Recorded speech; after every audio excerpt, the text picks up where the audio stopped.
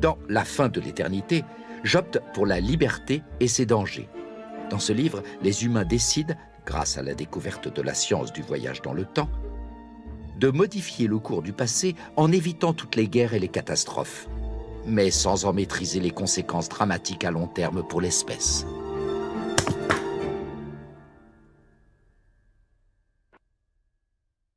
What about machines? Will men have created machines that are more efficient at doing jobs like the ones you're outlining by then? Oh, we already have. I mean, the various modules and spaceships, all of them, are more efficient than man. If you don't believe me, tie a jet to the feet of a man and send him into space. See if he does as good a job as a spaceship. Our machines beat man in their special... What you're really asking is, can we build a machine that's as good or better than a man in every respect? In creative areas? Yes. And I think that just as soon as we manufacture an artificial or synthetic brain that is as complicated as man's, we will have one that can do everything a man can do. Except have emotions? Or could you imagine a computer with emotions? Sure I can. There is nothing that your brain or my brain or any brain here does that isn't the effect of the various cells and arrangement of cells in the brain. If we have just as many cells arranged in just as complicated fashion, we can duplicate everything. There's nothing in our brains but atoms and molecules. Cells, switches, arrangements, a physical brain. There's nothing in there but a physical, materialistic object, which we can duplicate given enough time. I'm not a mystic. But I tend to be an old sentimentalist and think there are still some things that humans will do better. But you don't.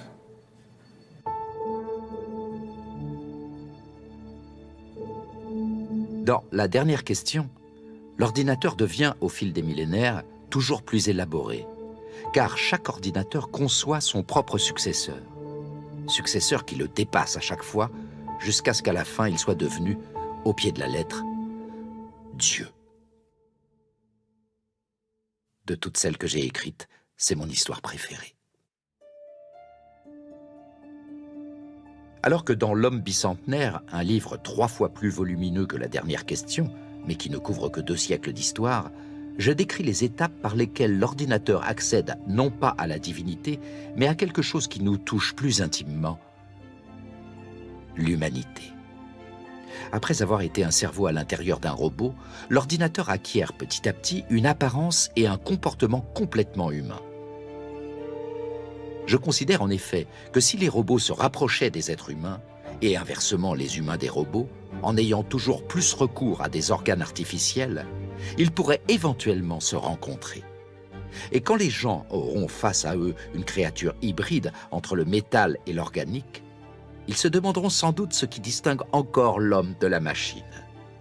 Eh bien, je crois que la solution à ce problème serait tout simplement « on s'en fiche ». Do you call that progress, or? Well, progress is that which allows the human race to live and prosper. Anything which will help cause the human race to die out and kill the earth along with it is not progress by definition. Tout au long de l'histoire, les peuples se méfient du progrès et de la connaissance.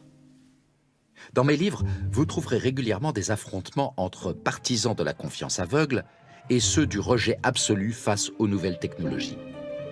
Et si on remonte au premier mythe, même dans le conte d'Adam et Ève, le grand crime est de manger du fruit de l'arbre de la connaissance du bien et du mal.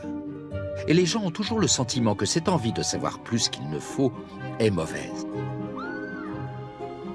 En fin de compte, toutes les inventions sont potentiellement dangereuses. La découverte du feu permet de faire la cuisine et provoque des incendies. La découverte de la boussole facilite la navigation et détruit les civilisations précolombiennes. Les progrès médicaux sauvent des millions de vies humaines et aggravent le problème de l'explosion démographique. Et maintenant, nous voici à l'ère de l'ordinateur. Est-ce qu'il s'acquittera de notre travail et nous laissera sommeiller dans une torpeur permanente?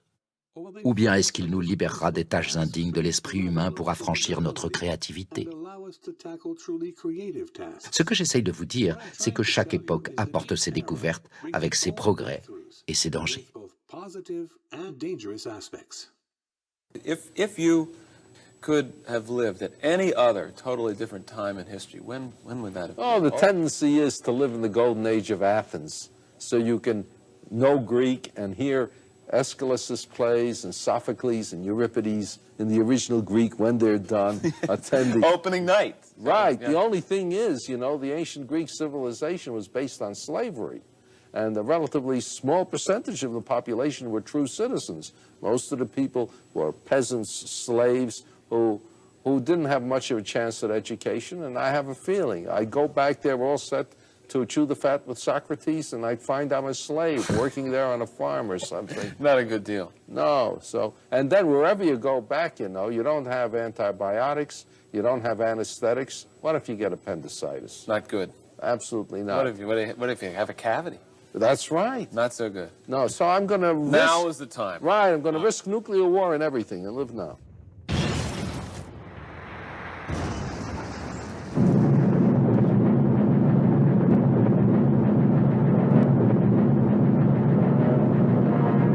Are the hours? I think so. And they're going to bomb the city. Just keep your fingers crossed that we're not in the middle of the target.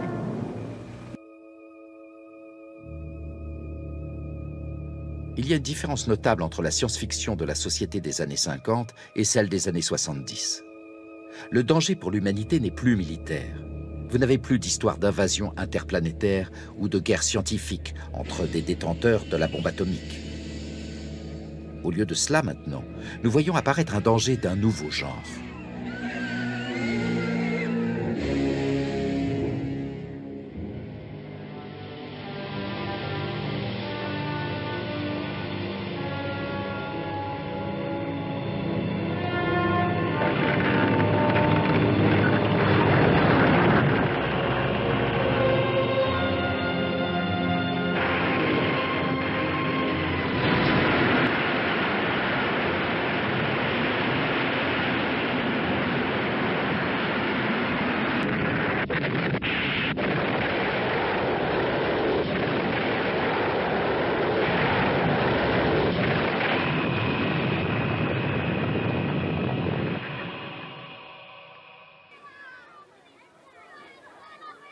Le danger écologique. Le monde du futur est un monde surpeuplé, un monde surpollué et en manque de ressources, en proie à toutes sortes de tensions.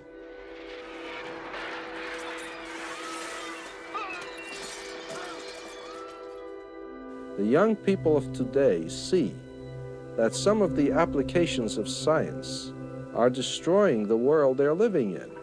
Pollution arises almost entirely from applications of scientific discoveries, from chemical wastes, from automobile exhausts, from radioactivity produced by nuclear reactors, things like that.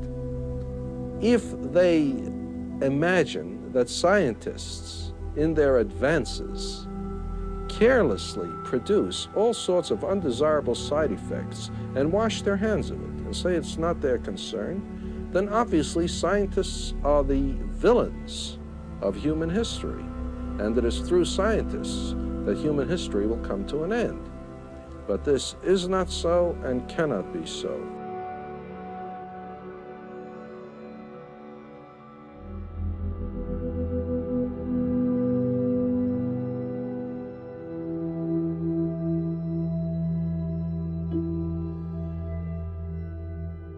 Nous avons atteint ce moment de l'histoire humaine où les fautes sont si lourdes de conséquences et notre marge d'erreur si faible que nous ne pouvons plus nous croire capables de les corriger.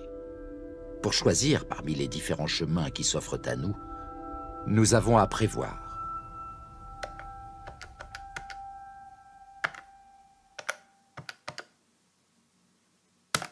Let's try 500 years from now. What kind of planet do you see?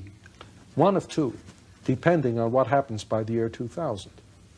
If by the year 2000 we have not solved the problems that face us today, then I would say 500 years we'll see a world containing a technological civilization in ruins, in which there will be a relatively small number of human beings sort of surviving, and with New York City as the most magnificent ruin in the history of the human race. And the other is? If we succeed in solving our problems today, then 500 years now we can well be living in a kind of utopia, a world with a relatively small population, carefully husbanding their resources, with a working colony on the moon and perhaps on Mars, reaching out to the entire solar system, taking advantage of advances in technology we now can't even imagine, living under conditions which, when they look back on the present, they will be horrified and wonder how we could have survived.